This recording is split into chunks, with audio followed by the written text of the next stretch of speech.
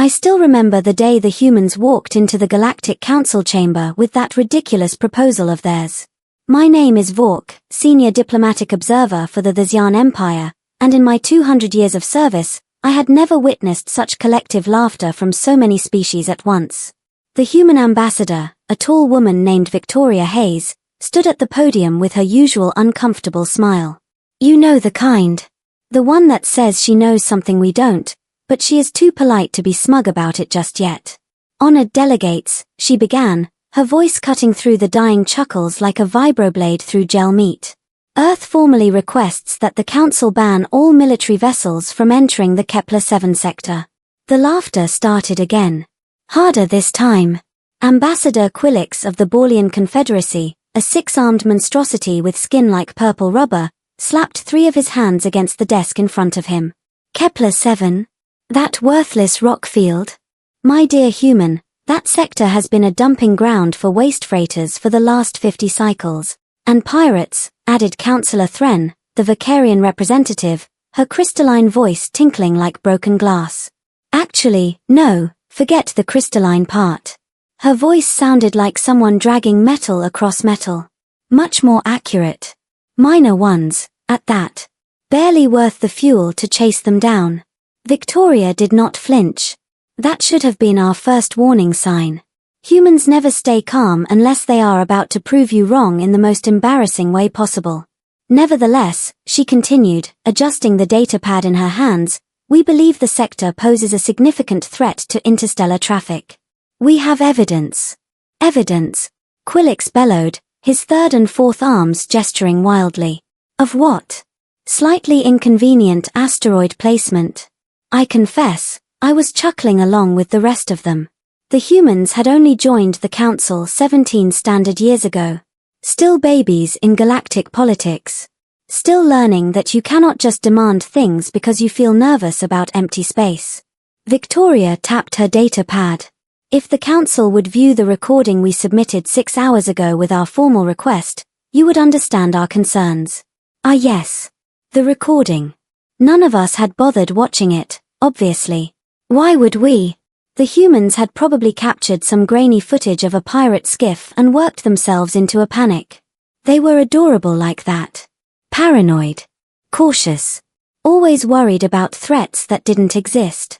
High Chancellor Mortix, the ancient Drellian who chaired the council, waved one of his tentacles dismissively. Ambassador Hayes, the council has reviewed countless threat assessments over the millennia. We have sophisticated defense networks monitoring every major sector. If Kepler 7 posed any real danger, our systems would have detected it. Your systems, Victoria said slowly, carefully, are designed to detect ships. Energy signatures. Known technology. And what else would pose a threat? Thren asked, her tone dripping with condescension. Angry space dust? Victoria took a deep breath. Councillors, please. Just watch the recording. 3 minutes of your time. That's all I ask. Mortix sighed, a sound like air escaping from a dying balloon. Very well. If only to end this embarrassment quickly. Display the human evidence on the main screen. The lights in the chamber dimmed. The massive holographic projector in the center flickered to life. At first, we saw exactly what we expected. A standard or hauler, the Meridian Star, cruising through the Kepler 7 sector. Nothing unusual.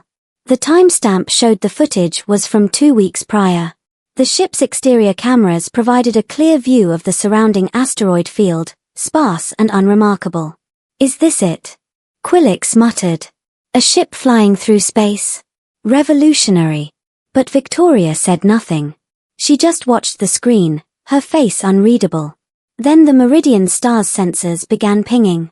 Small alerts at first. The ship's automated systems noted minor gravitational fluctuations. The kind you get near large asteroids. Normal. Expected.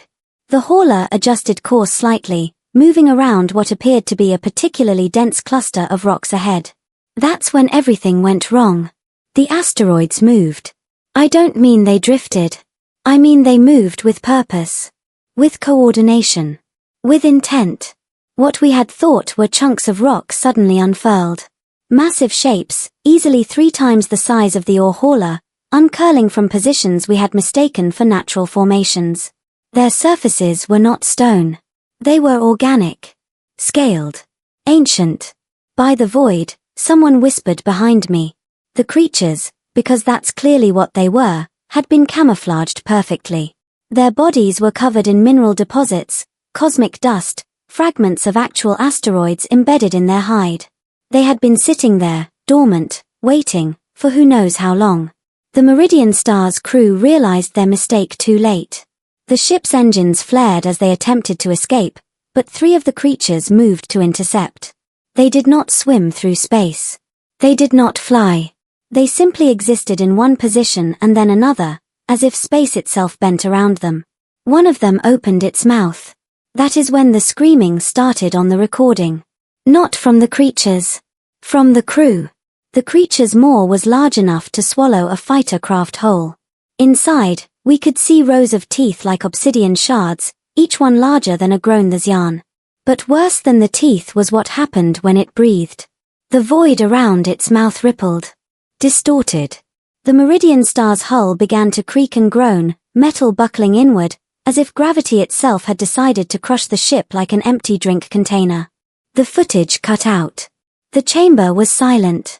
Completely, utterly silent. Victoria spoke into the darkness. The Meridian Star and its crew of 23 people were never recovered. This was the 3rd ship to go missing in that sector in the past month.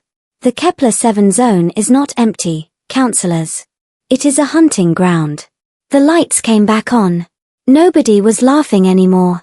The silence in the council chamber stretched like pulled taffy. Every delegate sat frozen, their various appendages, tentacles, and limbs locked in position as if someone had hit a universal pause button on the entire room. Mortix was the first to recover, his tentacles twitching erratically. That cannot be real.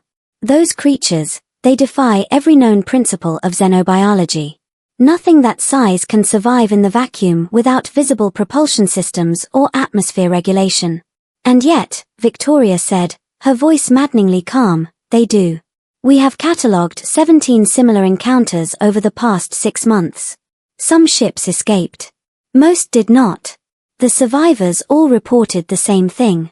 Massive predators disguised as asteroids, capable of bending gravitational fields and surviving indefinitely in hard vacuum.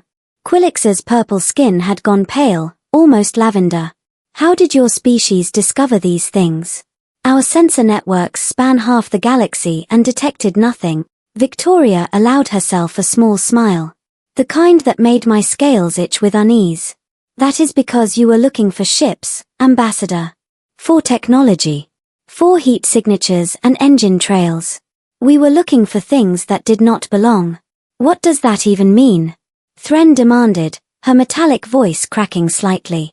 It means, Victoria explained, pulling up a secondary display, that humans have a unique advantage in pattern recognition. We evolved as persistence hunters on a death world. Our brains are wired to spot predators hiding in plain sight. To notice when something in the environment is just slightly wrong. The new display showed dozens of astronomical surveys of the Kepler 7 sector, dating back centuries. Victoria highlighted specific asteroid formations in each image. These 12 formations appear in surveys spanning 300 years. Same positions. Same configurations. Asteroids do not stay stationary like that. They drift. They collide. They move. She let that sink in for exactly 3 seconds before continuing. We sent a probe with high-resolution thermal imaging into the sector 2 months ago. These things have a body temperature exactly 1.3 degrees above absolute zero. Just warm enough to maintain biological function, but cold enough to blend perfectly with space debris. Genius camouflage, really. Terrifying, but genius. I found my voice, though it came out rougher than intended. How many of them are there? Victoria met my eyes directly. In Kepler 7 alone, conservative estimate places the number at 48 adult specimens. Possibly more juveniles. We have identified similar populations in 6 other sectors along the outer rim trade routes. The chamber erupted into chaos. Not the laughing kind from earlier. The panicked kind. Delegates shouted over each other, demanding explanations, solutions, military responses. Quillix was gesturing with all 6 arms simultaneously. Thren had actually stood up from her seat, something I had never seen her do in 2 centuries. Mortix slammed his primary tentacle against the desk 3 times, the sound echoing like thunder. Order.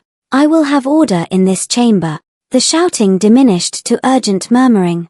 Ambassador Hayes, Mortix said, his ancient eyes narrowing. Why did Earth not bring this to our attention sooner? Why wait until ships were already lost? Victoria's expression hardened. We tried, Chancellor. 3 months ago, we submitted a preliminary report warning of unusual disappearances in the outer sectors. It was filed under routine pirate activity and ignored. 6 weeks ago, we sent detailed sensor logs showing anomalous readings. We were told our equipment needed calibration. 4 weeks ago, we requested an emergency session to discuss potential xenobiological threats. We were placed on a waiting list behind a trade dispute about imported fabric dyes. Ouch. Even I had to wince at that one. She was right, of course. The humans had been trying to warn us. We had been too busy dismissing them as inexperienced newcomers to actually listen. Quillix had the decency to look ashamed, at least. So what do you propose we do? Launch a military strike? Attempt communication? Neither, Victoria said firmly. We propose a complete quarantine of all affected sectors until we understand these creatures better. No military vessels, because weapons fire might provoke a larger response. No civilian traffic, because we cannot guarantee safe passage. Just a complete travel ban while our scientists study the recordings and data we have collected. Cowardice, shouted someone from the back. I think it was the Zoltarian delegate, though I could not see past Quillix's bulk. We should destroy these monsters before they spread further. Victoria turned to face the voice. Destroy them with what, exactly? Our weapons. The Meridian Star was equipped with standard defensive plasma cannons. They fired 17 shots before being crushed. Not one projectile even scratched the creature's hide. Whatever these things are, they have been surviving in hard vacuum for potentially thousands of years. They are more adapted to space than we are. More resilient. More patient. The silence returned, heavier this time. The humans are right, I heard myself saying. Every eye in the chamber turned to me. Great. Just great, Vork. Open your big mouth, why don't you? But I continued anyway. We cannot fight what we do not understand. A quarantine makes sense until we gather more intelligence. Better to reroute traffic than to lose more ships and crews. Mortix's tentacles curled thoughtfully. A temporary ban, then. 6 standard months. All sectors where these creatures have been confirmed. We will deploy long-range observation posts and dedicate research teams to studying them from a safe distance. Agreed, Thren said quietly. Still pale. Still shaken. One by one, the other delegates voiced their approval. Some reluctantly. Some with obvious relief. But they all agreed. Victoria nodded once. Thank you, counselors. Earth will share all data we have gathered with the research teams. We want to understand these creatures too. Just not at the cost of more lives. As the session adjourned and delegates filed out in small clusters, still murmuring anxiously to each other, I approached Victoria near the exit. That was quite the presentation, Ambassador, I said. She smiled, tired but genuine. I wish it had not been necessary. But thank you for supporting the proposal. That could not have been easy. I flicked my tail in what I hoped was a gesture of respect. Your species has a saying, I believe. Something about judging a book by its cover. Do not judge a book by its cover, Victoria corrected. Yes, we say that. The Council judged humanity by its cover today, I admitted. Young species. Inexperienced. Overly cautious. We were wrong. Your caution just saved lives. Victoria's smile faded slightly. I hope so. Because if those things ever decide to leave the outer sectors and move toward populated space, our caution might not be enough. With that cheerful thought, she walked away, leaving me standing in the empty chamber, staring at the dark holographic projector where minutes ago we had watched something impossible devour a ship whole. The humans had been right. And that scared me more than the monsters did. Because if they were right about this, what else had we been too arrogant to listen to? Hello everyone. If you are enjoying this video and finding it helpful, don't forget to support our channel. Please subscribe to our channel, press the like button, and share this video with your friends and family. Also, make sure to turn on the notification bell so you never miss our upcoming videos. We regularly upload amazing, informative, and entertaining content just for you. Your support means a lot to us and motivates us to bring even better content in the future. Thank you so much for watching, and welcome to our growing community.